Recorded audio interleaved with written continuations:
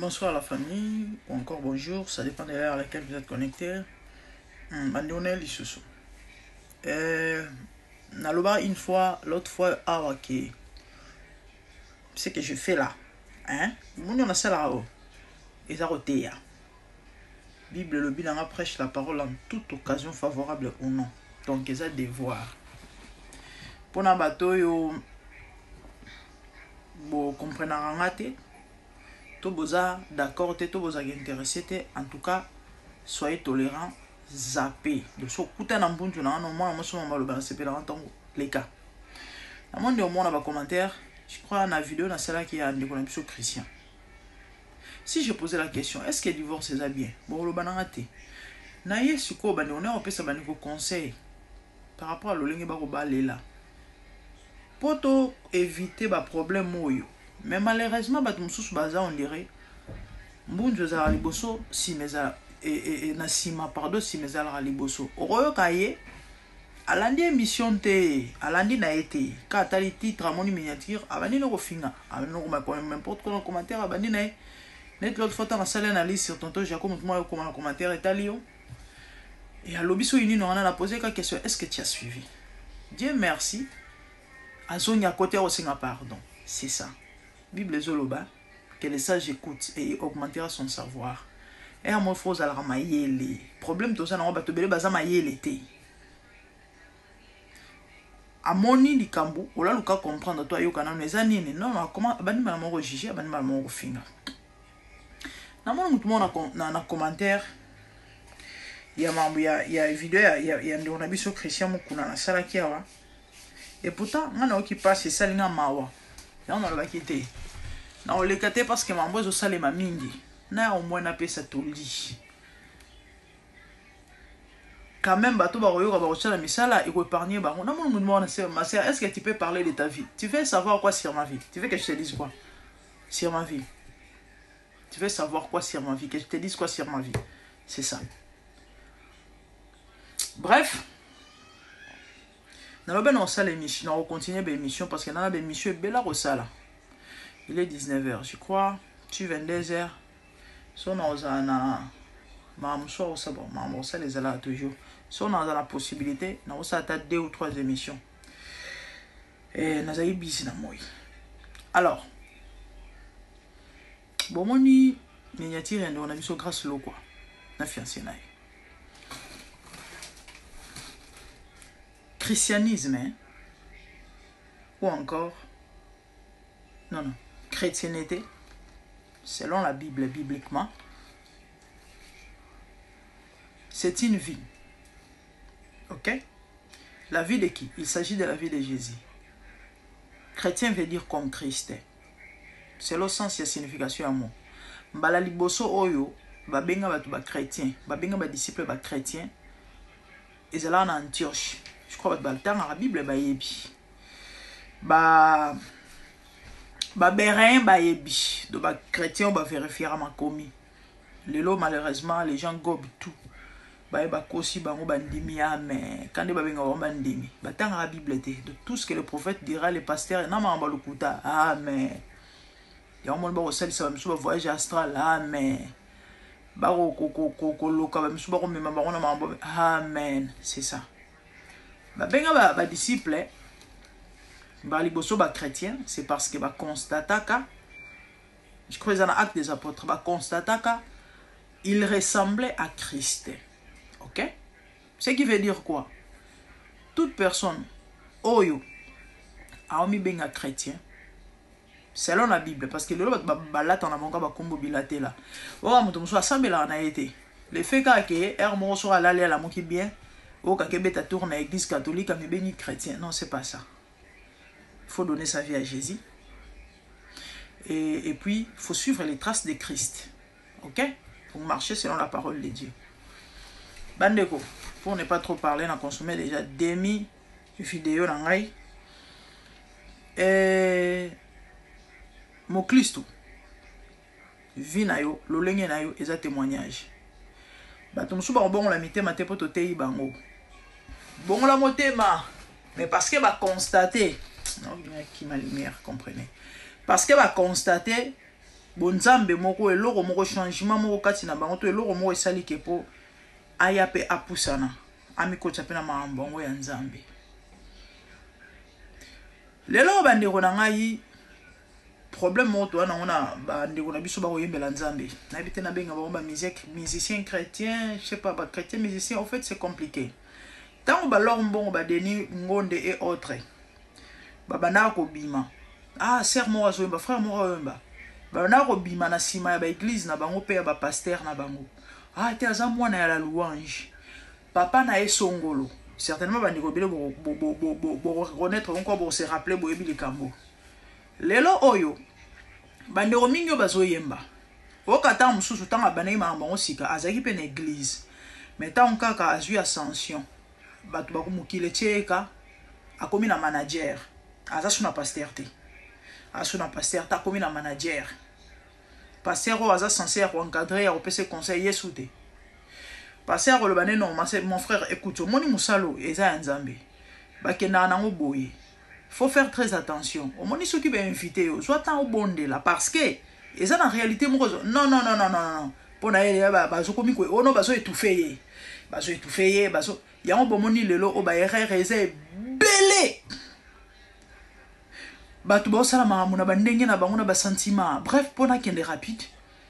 Je vous ai dit, on a observé na musique pendant plus ou moins 2 semaines, qui absente, parce que j'étais en dé, et moi aussi l'émission est quitté. Alors, nous mais la vie continue et surtout que nous servons Dieu, nous devons continuer à évangéliser.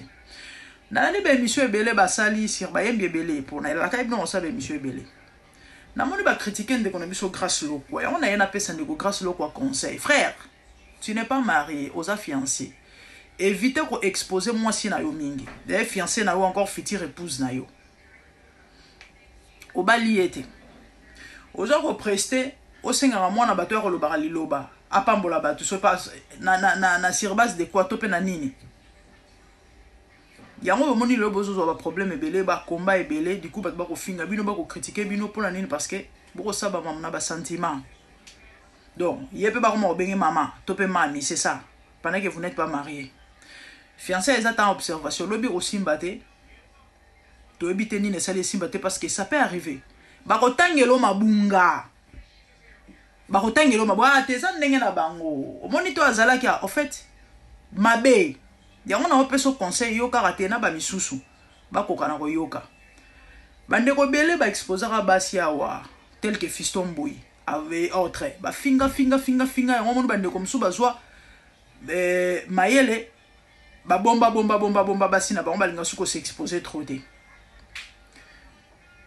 Au présentant il faut que aux ana moi si ba déranger des trompe-toi parce que même ba la déranger à bango et ça ka likambu yonde aux ala conscient yeba que non aux amosela nzambe okolinga moi signon sauter et toujours comprendre te ba bisiko zo ngelo prester to mona madame bino ngona bo bala nete na ba chambre ba hôtel ba pesa bino ba pesa yepe chambre to la chambre moko c'est ça bino ngona to mona auto même na bamboko to zali ba inviter frère songolo na fiancé na ye babala na te bakena province moko songolo balali chambre moko magoda butu toki na tongo boke koyemba gloire odeur ko mata ya bon odeur ho bible zo senga to basolo bambembe na mataka ba ange ba yoka en fait mabe boko bebisa bonzambe lelo choisi abali gloire à Dieu mais après avoir cohabité avec un homme pendant presque 2 ans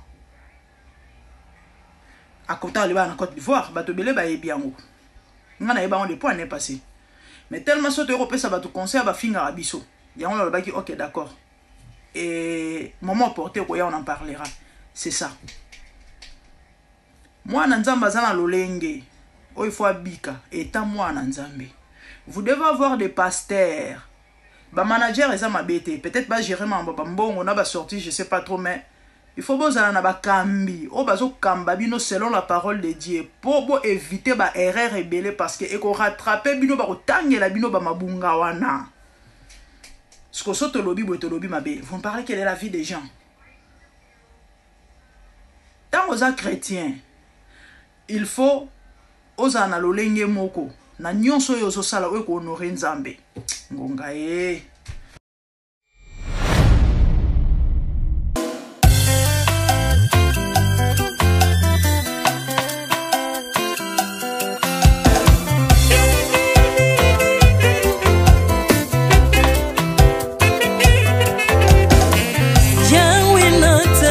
mokili oyo namoni te, natangi na histoire ya monde namoni te, naluki nayemba pete toze pour passer Seigneur, je n'ai pas pris non plus entendu parler oya kokalala yo Yesu.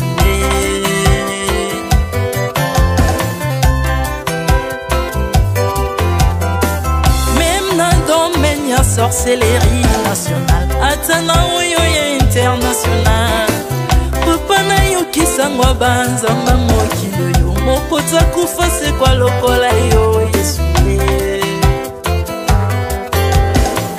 Nanya voyage lokola yo, nanya wakoka nino ya wanzambe, uni masomo ya ekusu ponanga, okufose kwa poyo zali nzambe Yesu. Nzambe moneno kitanase, olata nzoto poyo bikisanga, okitanase pozwe sikananga, ofuta nyongo na nzambe nanga Yesu. Ozali Nzambe onkote ya okani na yo, ozali Nzambe obongwani te Yesu, Yesu. Ozali Nzambe onkote ya okani na yo, ozali Nzambe obongwani te Yesu, Yesu.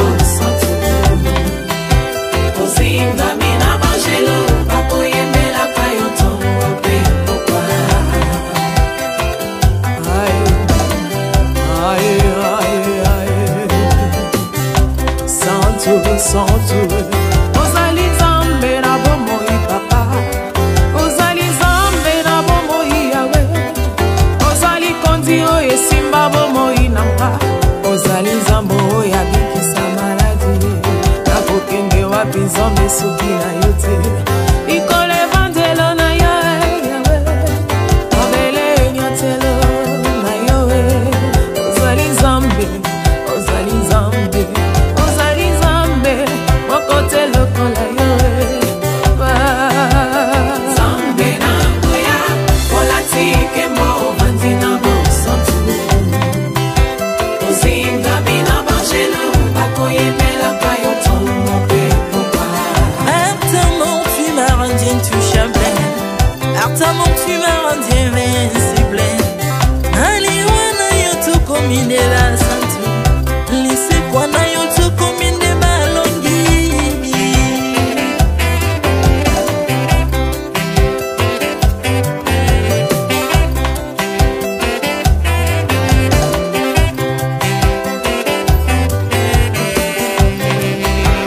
Nzambe na ngoya olatike mo vandina mo santu, ozinga bina bangelo bakoyemela kayo tomo pe popa. Nzambe na ngoya olatike mo vandina mo santu, ozinga bina bangelo bakoyemela kayo tomo pe popa.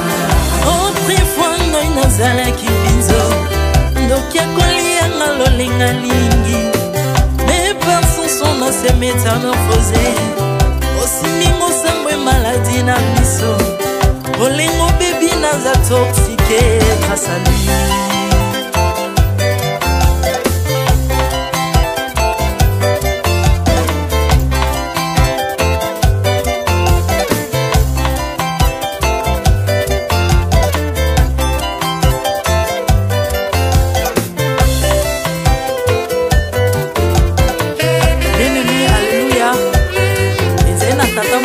azalaki nzambe ntango akufi badepsine balobi keno akosekwa mpo nzambe bakristo mpo asekwa alors mpo bafasilite lisekwa na ye bakunda ye mutu libanda mpo ntango akolamuka abimaki elingala moko me comme nzambe na biso alinga kokambola gloire na moto te lobi nango na ntongo baya kokuta bangulu basepelisa mutu ya nzambe na bango yango bien aimé bato wana bakoma oo biso toliaka ngulu te mpo milimo mabe ekotaka na ngulu so bino boliaka ngulu te mpo milimo mabe ekota na ngulu bomelaka mai te mpo milimo mabe ekotaka na mai yango tokumisa nzambe po akufa asekwa avandi na loboko